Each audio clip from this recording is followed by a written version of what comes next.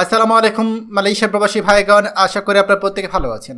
মালয়েশিয়ার সাথে ভিসা চুক্তি সম্পন্ন হয়েছে বাংলাদেশের, হয়তো আজকেই খুলে যাবে কলিং ভিসার দুয়ার। চলুন খবরে বিস্তারিত জেনে নেওয়া যাক। প্রিয় মালয়েশিয়া প্রবাসী ভাইগণ, আপনারা প্রত্যেকেই জানেন যে মালয়েশিয়ার প্রধানমন্ত্রী আনোয়ার ইব্রাহিমের সাথে আমাদের বাংলাদেশ সরকারের প্রধান উপদেষ্টা ডক্টর মোহাম্মদ ইউনূস গতকাল সকালে বৈঠক করেছেন এবং এই বৈঠকের ছবি এবং ভিডিও চিত্র আপনারা ইতিমধ্যেই আমাদের চ্যানেল এবং সোশ্যাল মিডিয়াতে দেখেছেন। এবং সবথেকে বড় সুখবর হচ্ছে এই বৈঠক খুবই ফলপ্রসূ হয়েছে। আর এই বৈঠক ফলপ্রসূ হওয়ার কারণে আমাদের প্রবাসীদের মনে একটা বড় ধরনের উচ্ছ্বাস কাজ করছে। তাহলে কি সেই সুবর্ণ সুখবরটা আমরা পেতেই যাচ্ছি?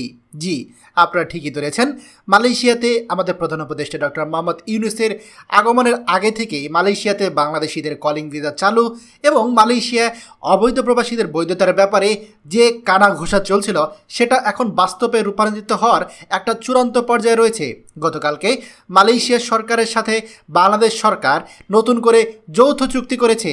এই যে চুক্তিগুলো করেছে তার মধ্যে একটি গুরুত্বপূর্ণ বিষয় ছিল যেটা কনফিডেন্সিয়াল, সেটা হচ্ছে মালয়েশিয়ার সাথে বাংলাদেশের কর্মী চুক্তি। আর এই কর্মী চুক্তির জন্য নতুন করে বাংলাদেশ এবং মালয়েশিয়ার মধ্যে G2G চুক্তি হয়েছে।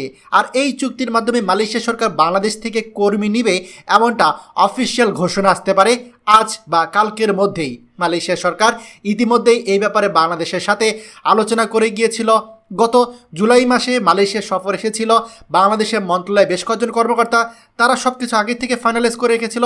এবং আমাদের প্রধান উপদেষ্টার এই যে অগস্টে বৈঠক, এই বৈঠকে তাদের মধ্যে যে চুক্তি স্বাক্ষরিত হয়েছে সেই চুক্তি স্বাক্ষরিত হওয়ার কারণে কলিং ভিসা অফিসিয়াল পর্যায়ে রয়েছে।